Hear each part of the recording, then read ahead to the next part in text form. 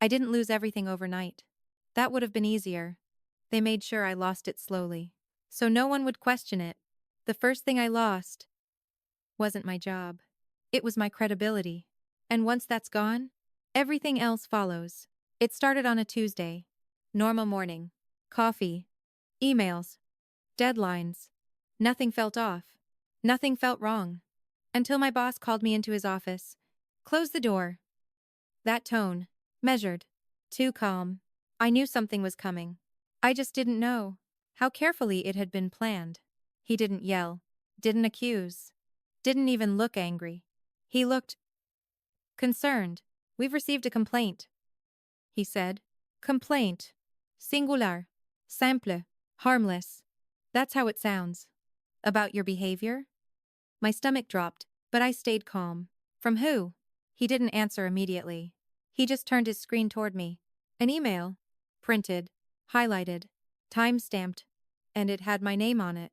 Except, I didn't write it. I think there's a mistake, I said. He shook his head. Almost sympathetic. There are multiple reports. Multiple. That's when something inside me shifted. Because one complaint? You can explain. But multiple? That's a narrative. They all describe the same pattern.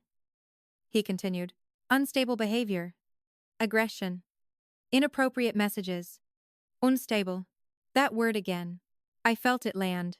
Not like an accusation. Like a label. I've never... He raised his hand. Not to stop me. To control the room. We're not making any decisions yet, he said. But we need to take this seriously. Take this seriously. Meaning? It was already real to him.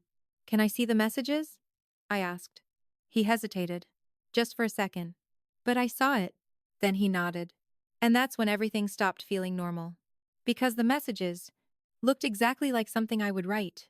Ça m'étonne. Sem phrase. Even the way I use punctuation. Perfect. Too perfect. Except for one thing. I didn't send them. My chest tightened. Because this wasn't just a misunderstanding. This was imitation. Careful. Precise. Personal. Do you recognize these? He asked. I looked at the screen.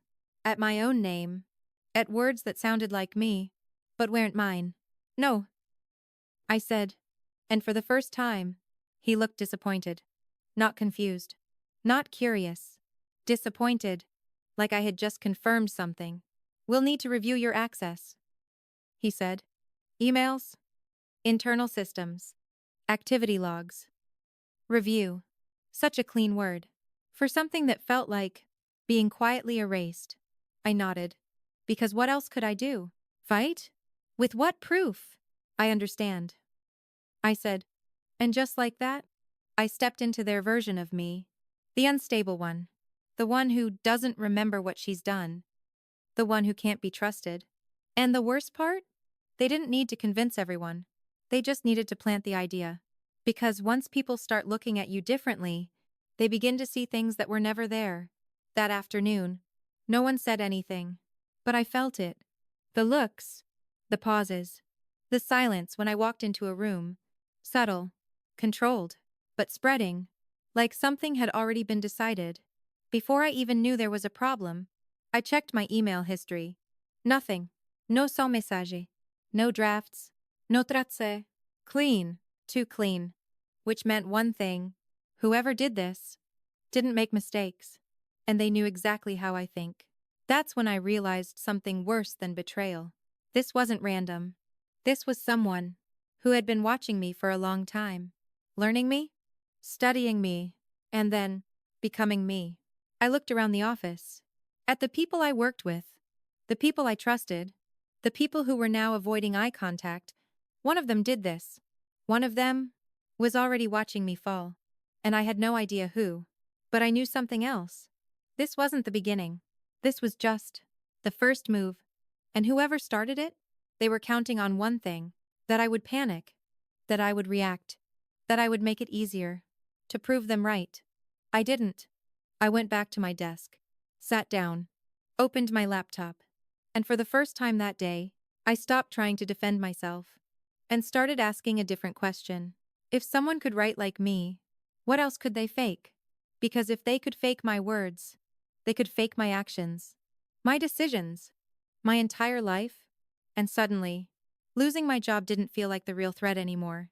Losing control did. I closed my laptop slowly. Because now, I wasn't dealing with a rumor. I was dealing with a plan. A careful one, a patient one, and worst of all, a plan that had already started working. I just didn't know how far it had gone until my phone lit up. A message from a number I didn't recognize. I opened it, and my blood went cold. Check your sent folder again. Attached was a screenshot of an email sent from my account 30 minutes ago to the entire department, and this time, I did recognize what it said, because it wasn't just in my tone. It was something I had said out loud to someone, privately, a sentence I never typed, a sentence only one person could have heard. And that's when it hit me. This wasn't someone guessing. This wasn't someone copying. This was someone who had been close enough to hear me when no one else did. And suddenly, I wasn't just being set up, I was being replaced. I didn't reply to the message. I didn't ask who it was. Because the question wasn't who sent it. It was, how did they get that sentence? I never typed it. Never saved it. Never even whispered it to myself. I said it once. Late. Quiet. In the break room. To someone I trusted. My fingers tightened around my phone. Because now, this wasn't about fake emails anymore. This was access. Real access. To May, I looked up slowly. Across the office, everyone was working. Typing. Talking. Pretending. Normal. Too normal. But now I knew something they didn't. One of them was closer than I thought. And they had been listening. I stood up. Walked to the break room. Same coffee machine. Same table. Same chair I sat in that night. Nothing looked different. But it didn't need to. Because whoever did this wasn't leaving traces. They were removing them. I checked the cameras. Or at least, I tried. Access denied? Denied? I frowned. I had access before. Everyone in my position did. So why now? I walked straight to IT. Hey. I need to review internal footage from last week. The guy behind the desk didn't even hesitate. You don't have clearance for that. Didn't even check. Didn't even ask why. Just, ready. Since when? I asked. He shrugged. Policy update. Policy update. Another clean phrase. Another convenient change. Who approved it? I pressed. He glanced at his screen, then back at me. Management? Of course. Always management. Never a name. I nodded, smiled, walked away. Because pushing harder now would only make me look exactly like what they wanted. Unstable. Paranoid. Difficult. I went back to my desk. Sat down. Opened my laptop. And this time, I didn't check my emails. I checked something else. Mitsalendar. Every meeting. Every note. Every reminder. Everything looked normal. Until I saw it. A meeting. Scheduled yesterday. At 6:30 p.m. Follow-up discussion. HR. I never scheduled that. I wasn't even in the office at 6:30. But here's the part that made my chest go cold. It said, attended. Attended. As if I had been there. As if I had shown up. As if I had participated. I clicked it open. There were notes. Detailed ones. Employee appeared emotionally unstable. Displayed inconsistent memory recall. Recommended temporary evaluation leave. I stared at the screen. Because now, they weren't just writing about me. They were documenting me. Creating a version of me that existed in records, in systems, in places I couldn't erase. And suddenly, this wasn't about losing my reputation anymore. It was about losing reality. My phone buzzed again. Same number. Another message. Stop checking the obvious places. I froze. Because that meant one thing. They knew what I was doing. Right now, I didn't look around this time. I didn't move. Because if someone was watching, I didn't want them to see the moment I realized it. Instead, I typed, "Who is this?" 3 dots appeared instantly, then disappeared. Then came the reply. Someone who doesn't want you to disappear. Disappear. Not, get fired. Not, lose your job. Disappear. My throat went dry. Then help me. I typed. This time, the response took longer. Seconds stretched. Too long. Then finally, you're already too late for that. My heart started pounding. Too late? Too late for what? Another message came. Check your email. The one you didn't send? I opened my inbox, and there it was. Sa, Oniki. 14 p.m. From me. Dohar. Subject line. I think I need help. My hands went cold. I clicked it. I've been having trouble remembering things. I think I may have said things I don't recall. I don't feel stable. I'm requesting temporary leave. No. No. No. No. I didn't write that. But it sounded like I would. Too real. Too believable. Too damaging. Because now, I wasn't being accused anymore. I was confessing. And that changes everything. I stood up so fast my chair scraped against the floor. Heads turned. Too many. Too quickly. I forced myself to breathe. Slow. Controlled. Not now. Not here. I grabbed my bag. Walked out. No one stopped me. Of course they didn't. Because to them, this was expected. The unstable one, finally breaking. Outside. The air felt different. Sharper. Colder. Real. I checked my phone again. No new messages. No name. Nothing. Just silence. And that's when it hit me. This person, whoever they weren't the one destroying me. They were watching it happen. And for some reason, they wanted me to see it too. I looked up at the building, at the glass windows, at the reflection staring back at me, and for a second, I didn't recognize her. Because the version of me inside that building was already someone else. And if I didn't figure this out fast, that version would be the only one that existed. I didn't go home. Not yet. Because once I did, it would feel real. And I wasn't ready for that. Instead, I sat in my car, engine off, phone in my hand, reading the same email again, and again, and again. I think I may have said things I don't recall. The words felt wrong, but not wrong enough. That was the problem. They didn't sound fake. They sounded possible. And that's how they win. Not by making you look guilty, but by making you look uncertain. My phone buzzed. I stared at the screen. Didn't answer. It stopped. Then buzzed again. And again. Until finally, a message came through. Please confirm your availability for evaluation tomorrow morning. Evaluation. Not meeting. Not discussion. Evaluation. Like I was already a case. Already a problem to be measured. I closed my eyes, took a breath, and for a second, I almost said yes. Because if I just went in, explained everything, showed them it wasn't me, would they listen? No. Because they already had something stronger than my words. They had proof. I opened my phone again, scrolled, and that's when I saw it. A video, sent in the company group chat. BHR. My stomach dropped. I didn't even remember clicking it. But suddenly, it was playing. It was me, sitting in a meeting room. Same outfit, same hair, same voice. I don't think this team is capable of handling real pressure. I was saying, cold, sharp, dismissive. People in the room looked uncomfortable. Someone tried to respond, and I cut them off. Then maybe you shouldn't be here. I stopped breathing. Because that sounded like me on my worst day. The version of me I never let anyone see. But I didn't remember this meeting. At all. The video ended. Silence in the chat. Then one message appeared. Wow. I didn't know she was like that. Another. This explains a lot. Explains. That word again.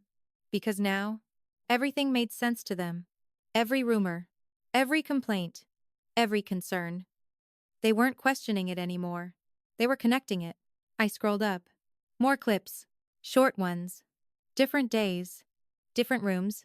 Same pattern. Me being distant. Unstable. I shook my head. No. This isn't. But the words didn't finish. Because a thought slipped in. Quiet. Dangerous. What if some of it is real? I froze. Because that's the moment everything changes. Not when people doubt you, but when you start doubting yourself. I dropped the phone onto the passenger seat. Too fast. Too hard. Like distance would make it less real. But it didn't.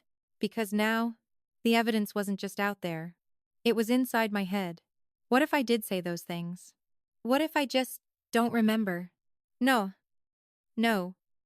That's exactly what they want. I grabbed my phone again. Forced myself to think logically. Step by step. If the emails were fake, and the calendar was manipulated, then the videos? They had to be edited. But edited how? Because that was my voice, my face, my expressions. Perfect. Too perfect. My phone buzzed again. Same number. I didn't hesitate this time. Those videos. I typed. They're fake. The reply came slower than before. Not completely. My chest tightened. What does that mean? 3 dots. Pause. Then, they're real moments. Just not real context. I stared at the screen, because that made it worse. Much worse. They didn't create you. The message continued. They rearranged you. Rearranged. Pieces of me. Taken. Cut. Placed. Until I looked like someone else. Someone dangerous. Someone unstable. And suddenly, everything made sense. Why it felt real. Why it was believable. Why no one questioned it. Because it wasn't a lie. It was the truth. Just in the wrong order. I leaned back in my seat. Heart racing. Because now, I wasn't dealing with someone reckless. I was dealing with someone patient. Someone who didn't need to fake anything.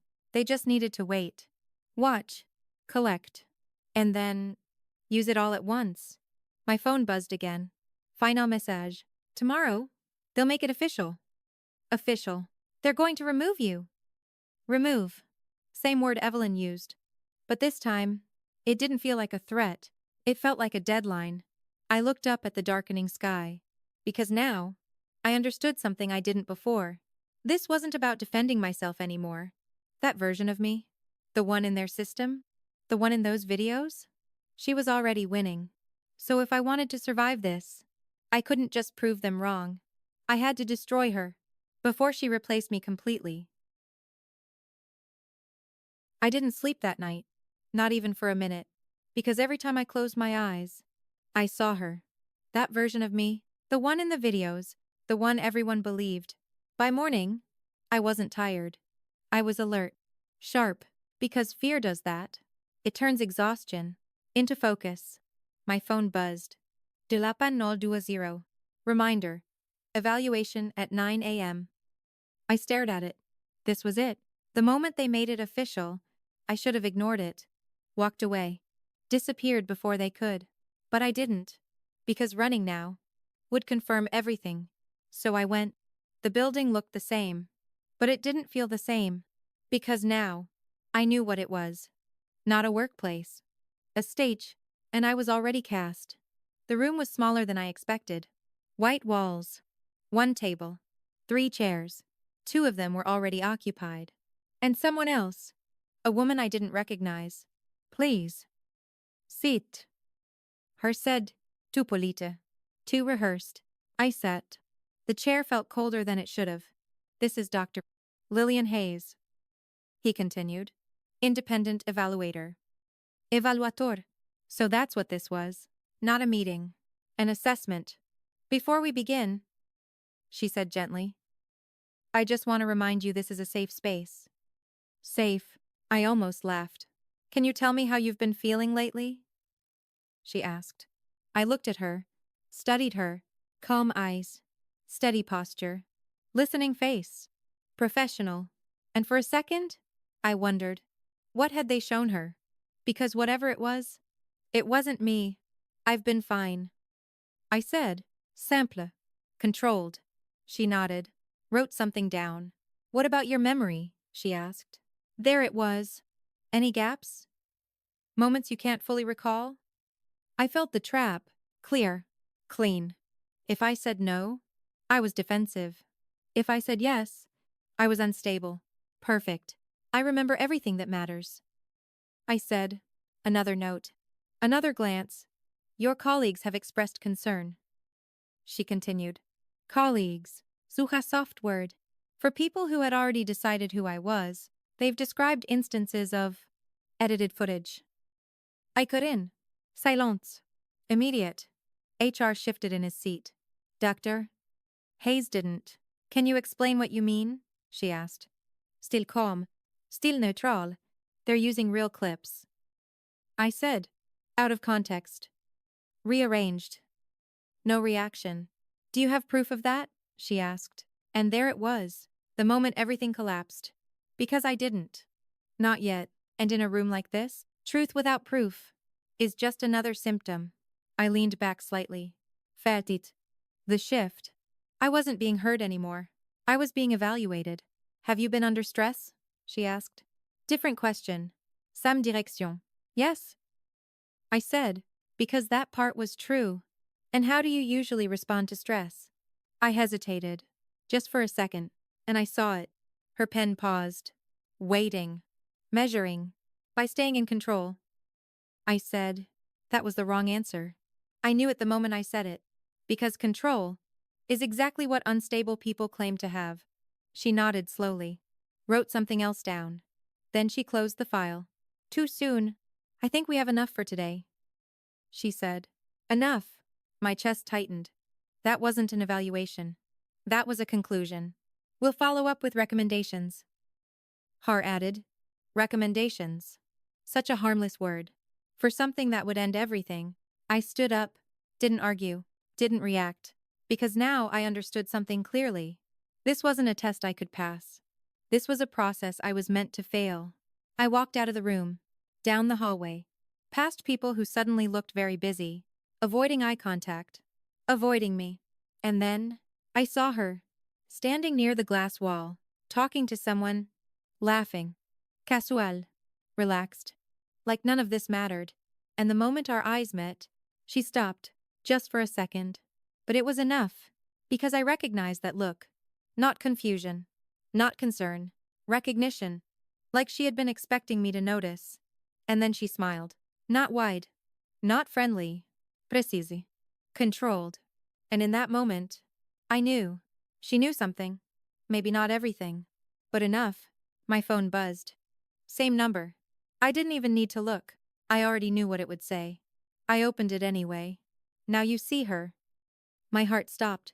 Slowly. I looked back up. But she was already gone. No trace. No hesitation. Like she had never been there. My hands started to shake. Because now, this wasn't abstract anymore.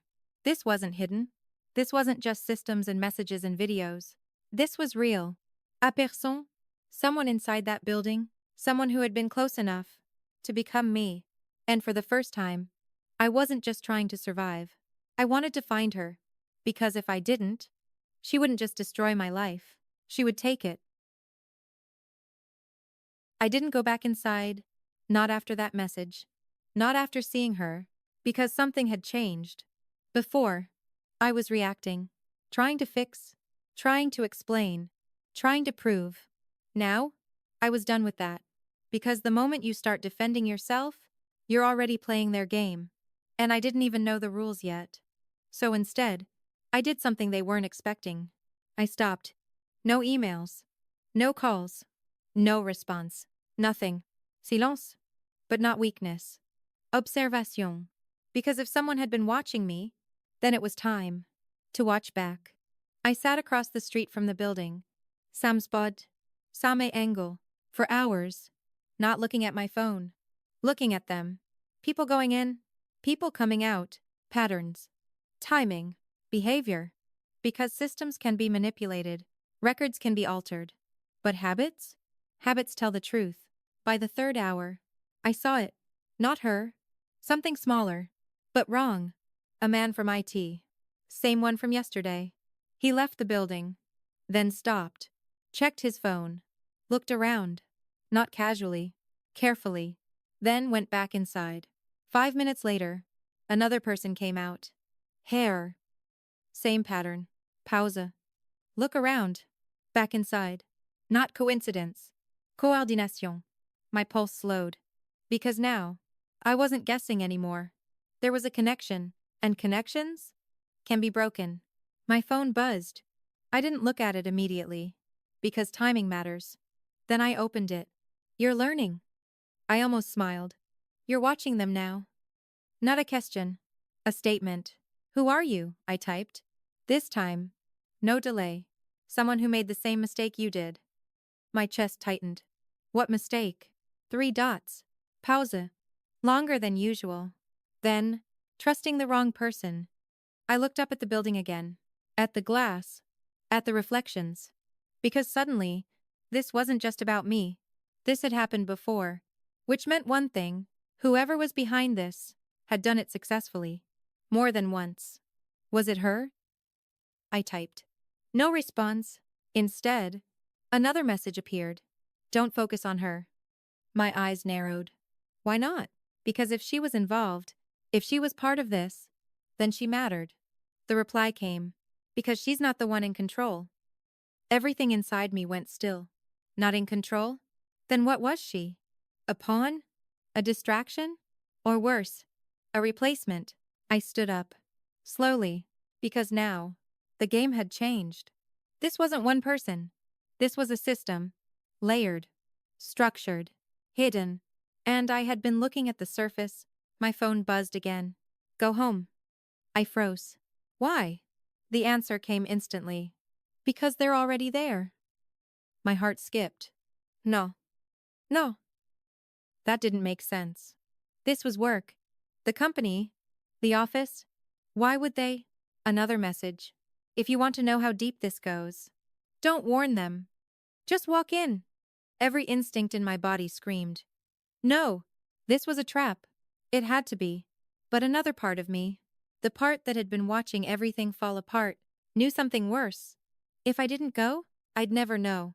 I got in my car. Hands tight on the wheel. The drive felt shorter than it should have. Too fast.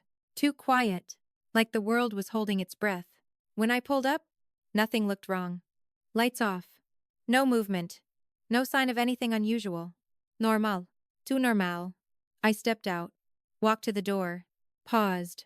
Just for a second. Because once I opened it, there was no going back. Then I turned the handle.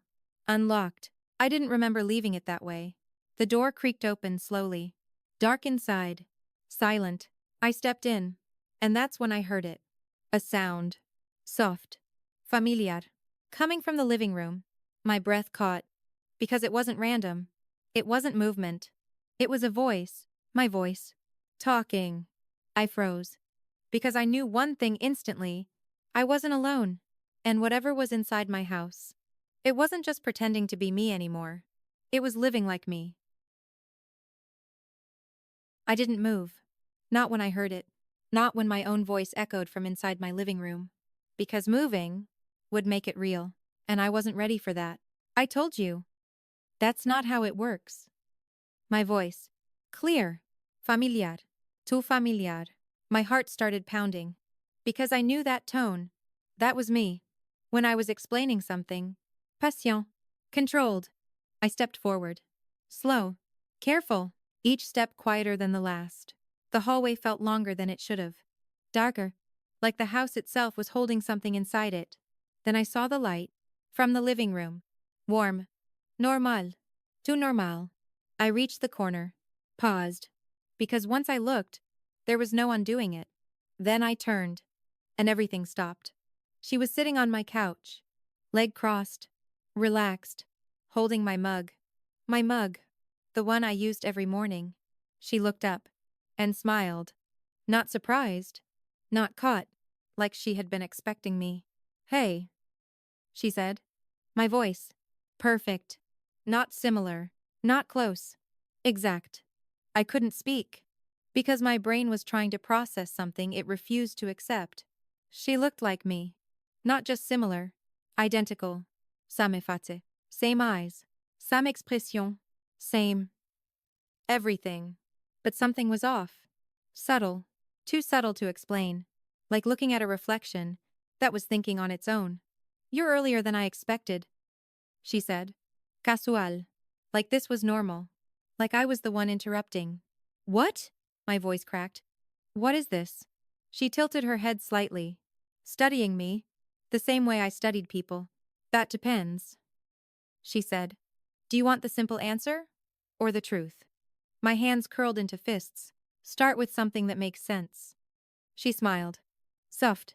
Controlled. That's going to be difficult. Silence stretched between us. Heavy. Sharp. Because neither of us moved. Neither of us broke. You've been busy, she continued. Checking emails. Watching patterns. Asking questions. My chest tightened. Because that meant she knew everything. You've been watching me, I said. No, she corrected gently. I've been being you. The room felt smaller, colder. What are you? I asked. This time, she didn't answer immediately. She set the mug down carefully, then leaned forward slightly. And for the first time, her expression changed. Less casual, more precise. I'm the version of you they needed, she said. My stomach dropped. They? She ignored the question. You're inconsistent, she continued. Emotional. Unpredictable. Each word landed like something I had heard before. From the videos. From HR. From everyone. I'm stable, she said calmly. Reliable. Controlled. I shook my head. No, this isn't. You built the system? She cut in. My breath caught. You designed the way decisions flow? The way behavior is tracked?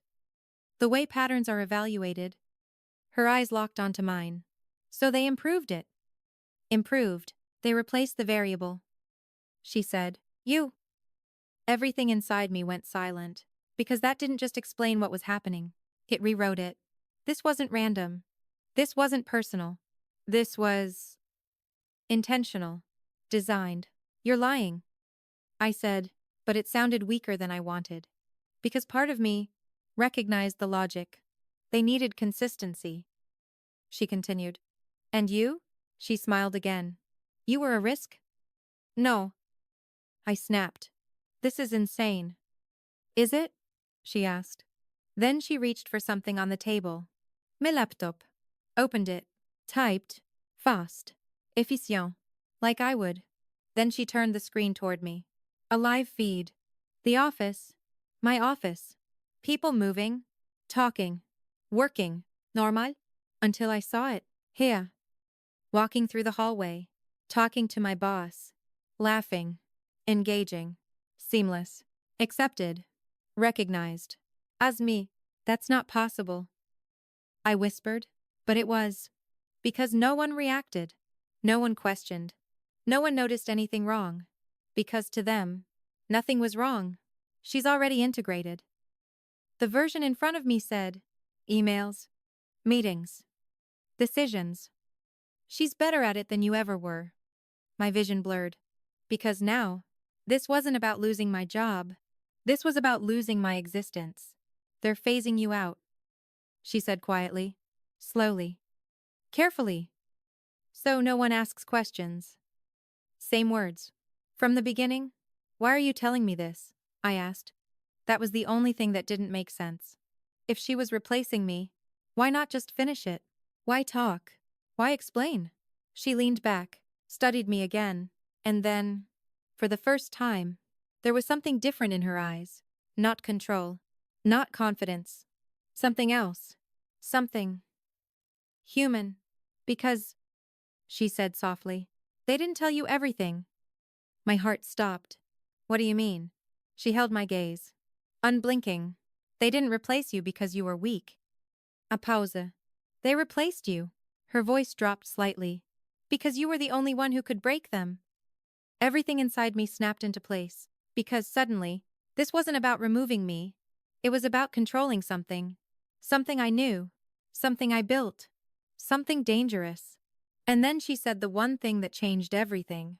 They're not afraid of losing you. They're afraid of what you haven't used yet.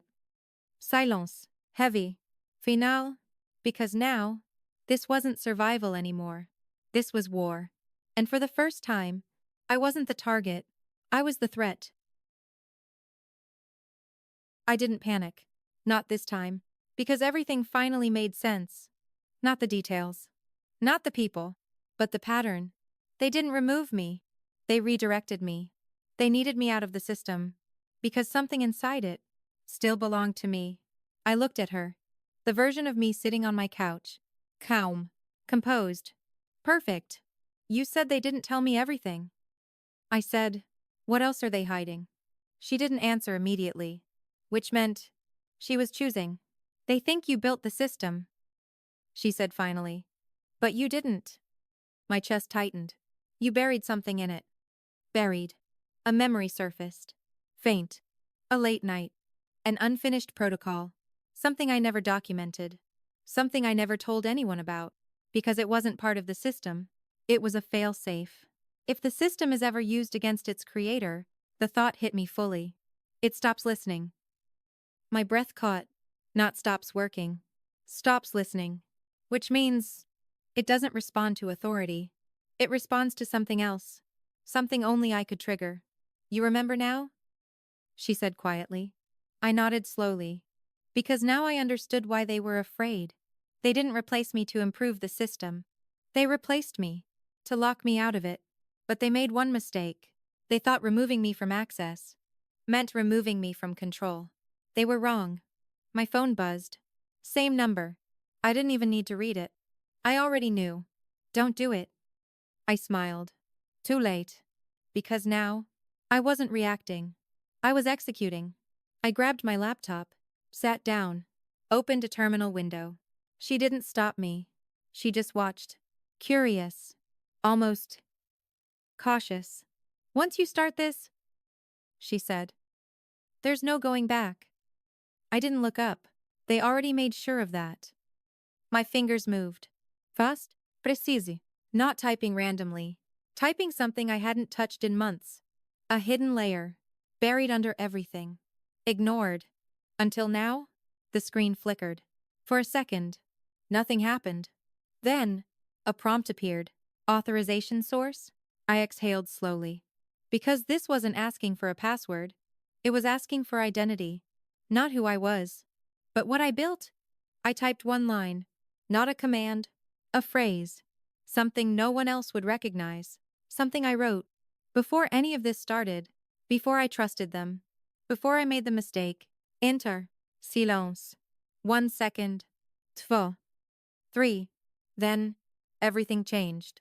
The screen went black. Then lit up again. Not with the interface I knew. But something deeper. Cleaner.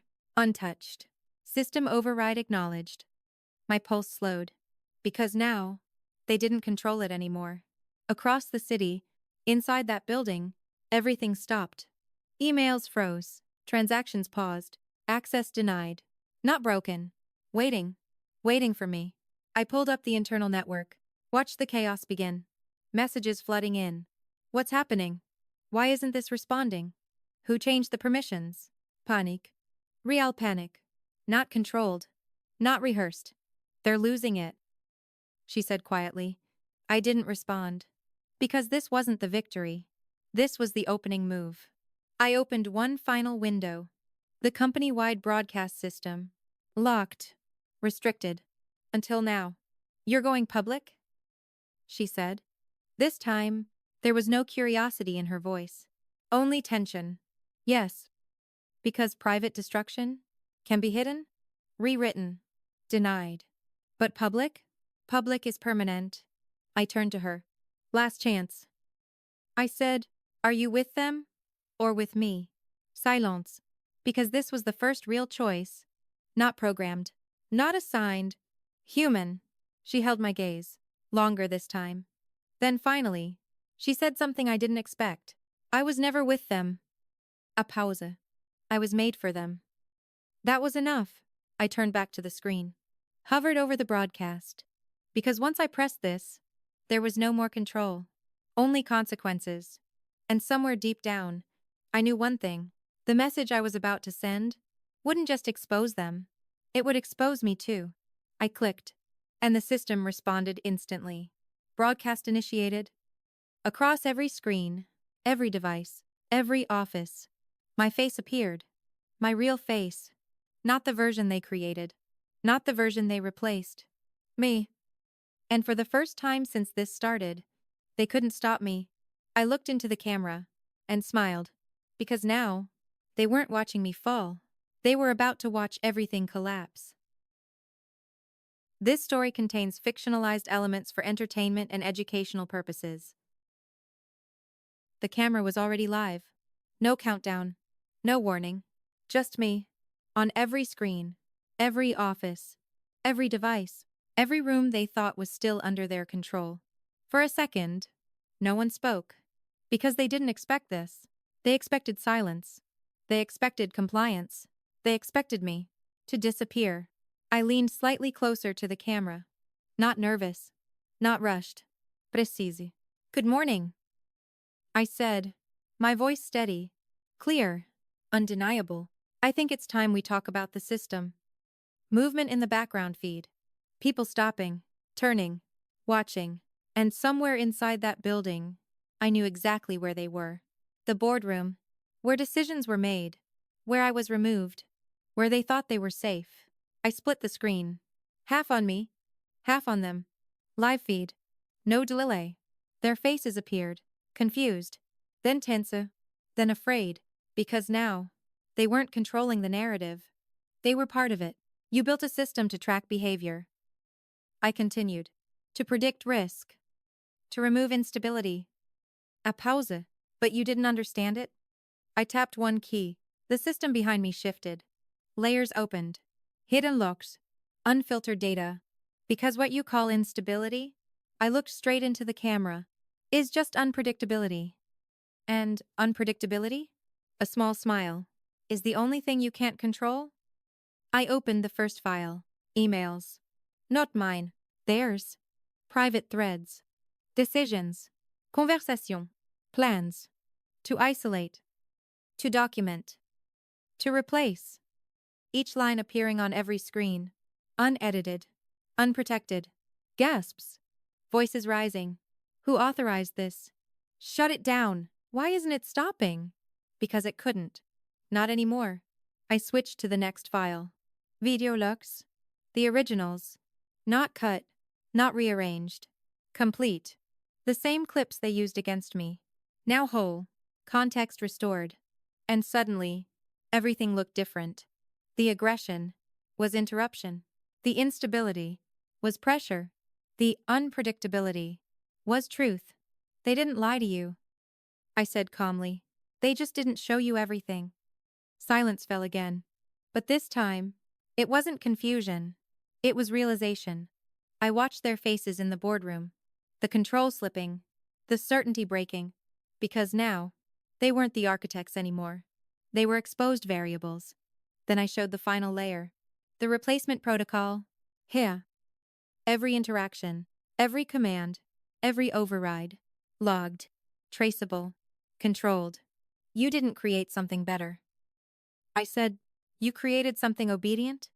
I turned slightly. Looked at her. Still in my living room. Watching everything unfold. And for the first time, she didn't look in control. She looked uncertain. Because perfection, I turned back to the camera, doesn't question. And anything that doesn't question, a pause, can be used?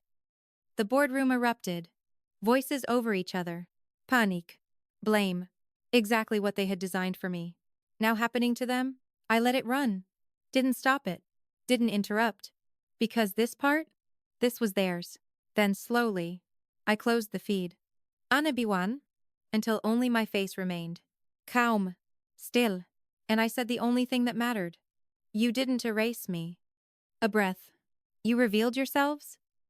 I ended the broadcast. Instantly. Silence. Real silence. He sat back. The system still open. Still listening. But no longer controlled. They'll come for you now, she said quietly. I nodded. I know. Because this wasn't the end. It was the shift. I stood up. Closed the laptop.